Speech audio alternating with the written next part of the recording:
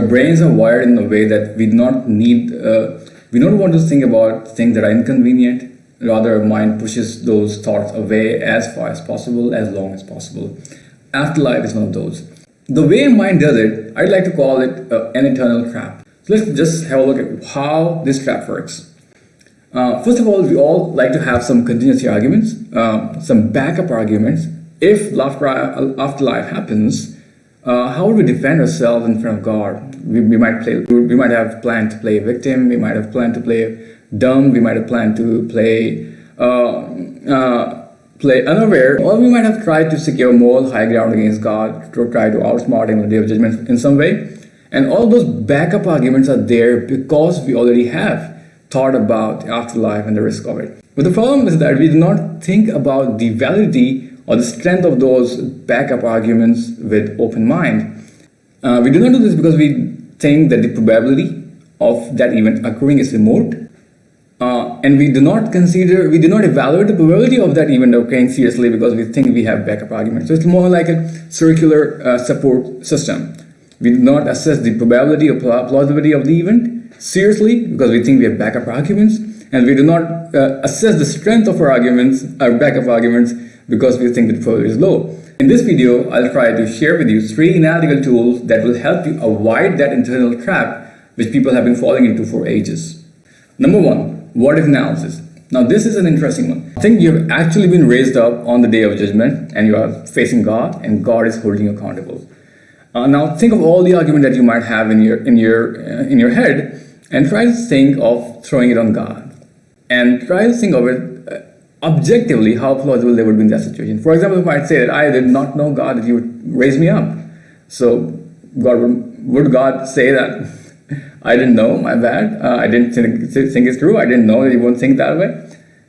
Come on, this is the real God who really wired your brain, and He already knows what you think and what you think, and He was testing you on all those bases.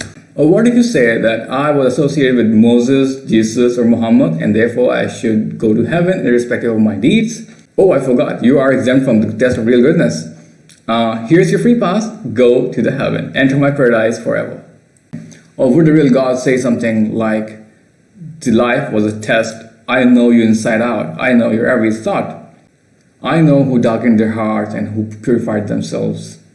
This day, everyone will be judged on the basis of what they did and how much they struggled for goodness.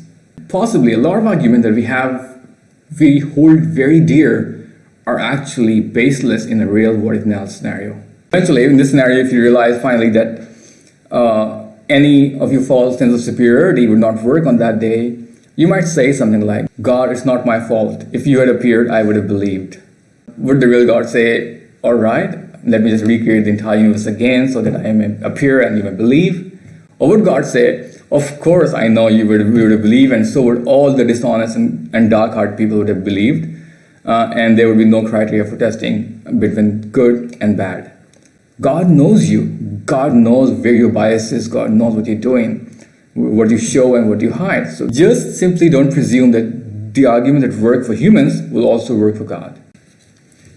And the reason we fall into eternal trap is because we take everything as a given and explain it away. For example, global financial crisis happened in 2008.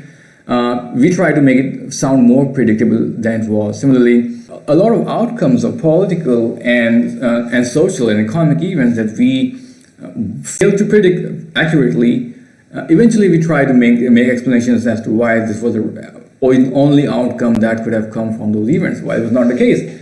Same events could have brought forward so many outcomes. So when we think about the creation of the universe, first of all, even if there were infinite universes, there was no need for them to have the capacity to create anything complex. So all these infinite universes could have remained just forever. Which means even if there were infinite universes, there should be something or someone that should have compelled them to do everything possible to make this universe plausible, to make the complexity plausible.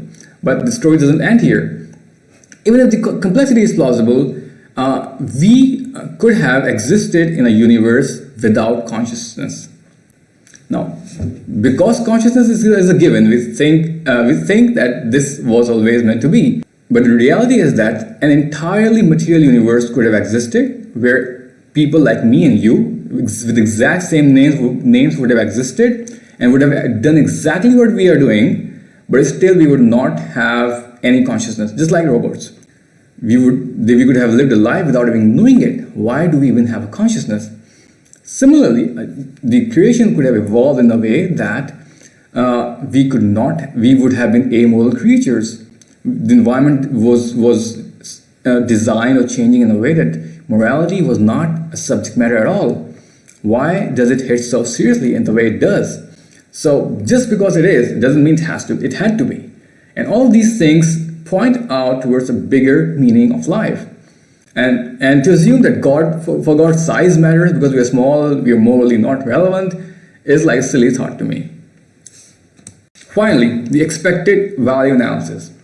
So, let's say if the probability of afterlife is only 5% and you have $100 to invest. So if you invest it in this world, you might get, let's say, $200. But if you invest it in afterlife, you might get $1 billion. Where would you invest it? If in your mind the probability of afterlife is 5%, probably in the afterlife, right? Because 5% of $1 billion would be a lot higher than $200. So if we were to think rationally and we were to just not trap ourselves in a blinding circular reasoning, we might be in a better position to assess the right trajectory of a life, and we might find guidance.